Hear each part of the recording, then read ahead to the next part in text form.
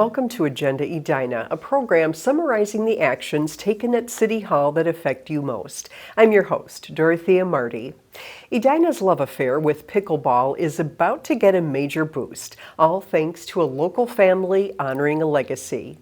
Bruce Mooty and his family first brought pickleball to Roslyn Park in 2015, building Edina's very first dedicated courts to remember his father, John, and uncle, Melvin Mooty.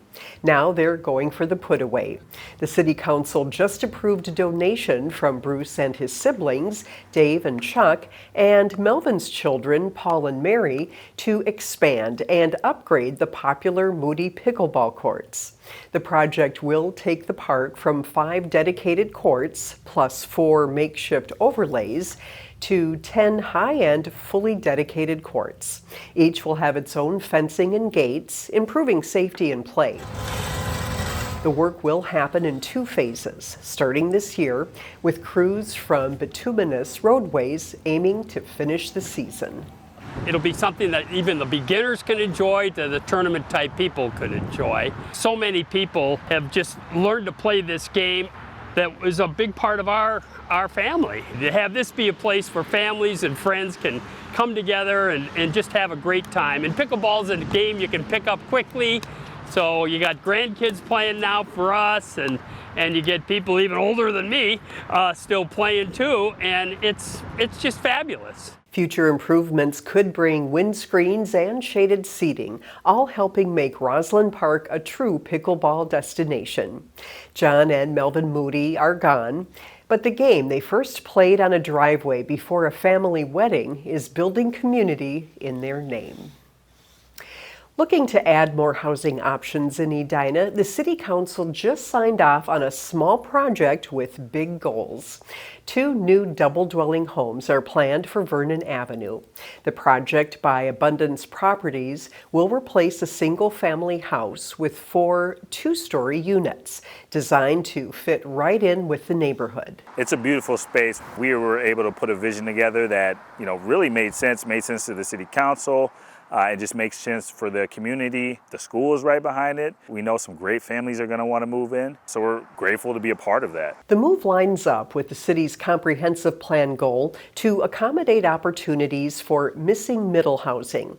That is, multi-unit homes or clustered living that blend with traditional single-family neighborhoods, giving more people a chance to live in walkable, vibrant parts of town.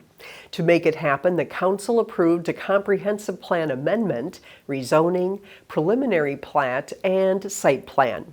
It's a small step, but one that could help Edina grow in ways that welcome residents of all ages, incomes, and household sizes. It's not every day that a kid gets an opportunity to drain a 3-point shot over the head of a police officer, but thanks to a program called Cops on the Court, that's just one of the things that took place recently at the Southdale YMCA. Edina TV shows you more about the program that brought kids, cops, community members, and even the Chick-fil-A mascot together on the same basketball court. So Cops on the Court was focused to partner us together to kind of bring this organic relationship between policing and youth, because we were seeing an influx of incidents there, and the gym was kind of feeling a little at loss on how we can bridge that. So we met with the gym leaders, and then we came up with the idea that maybe we should just pick a sport they really love and use that as our bridge to come in. Then they see smiling faces of officers, MAC members from our Multicultural Advisory Committee. So they volunteer with the city, they come and help with the event as well. So they get to see us, and then they drop their ticket in, they sign up on their name, and then they get their jerseys, which the Southdale YMCA gave to us. And then we enter into the gym. There's 1 to 2 officers assigned to each team, and then they start to practice through working together. Who are going to be the first player, how we're going to do sub-outs, just so we can really start working with them on how they're going to play together. And then a lot of it's music playing. It's just a lot of positivity. It's a lot of fun. We have our kids who want to be the DJ, our kids who want to be the refs, our kids who want to do this. So we kind of rotate and give them that opportunity to do it. So we're empowering them while we're working on that emotional regulation. And it's all about our officers being able to engage community, engage youth in particular. One, to get them busy, Two, to get them to meet our officers and see our officers in a different light, and really just build out the relationships to show that, we support our youth here in Edina and nearby communities, and we want to make sure that we're engaged with that.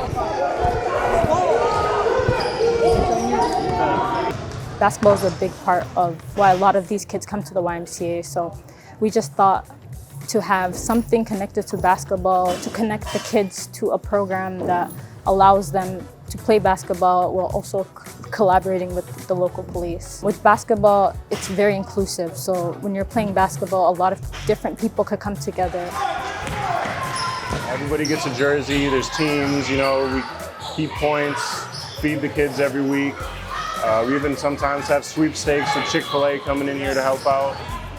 I get a great chance to connect with kids, especially me being a part of the younger crowd. It's fun to, get the kids to actually play team basketball. I found out I still had a little bit in me.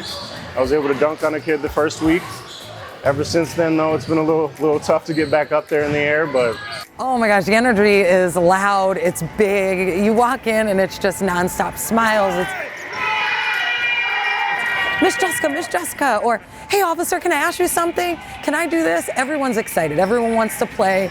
It's more of a first name versus officer this, officer that, or maybe met with aggression because they feel uncomfortable. It's more like, hey Nick, who is a community engagement officer, it was so cool to see you on Cops on the Court, blah, blah, blah. 4. Who's left?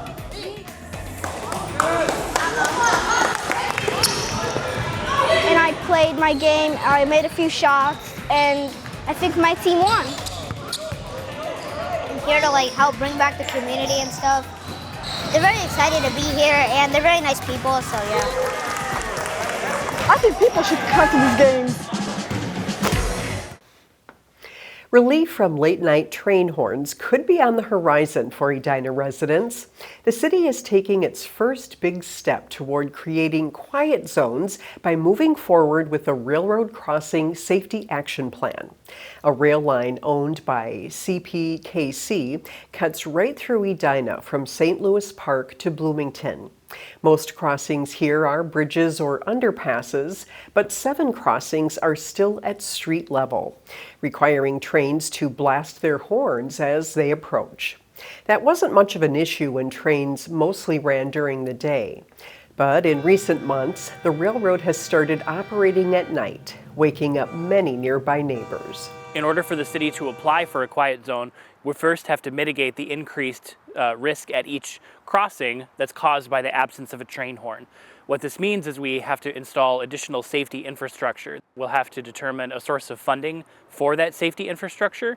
Once that funding is determined, then we will determine a construction schedule to build that safety infrastructure and then go through the process of applying for a quiet zone. The city tried to get federal dollars to pay for the plan, but came up short.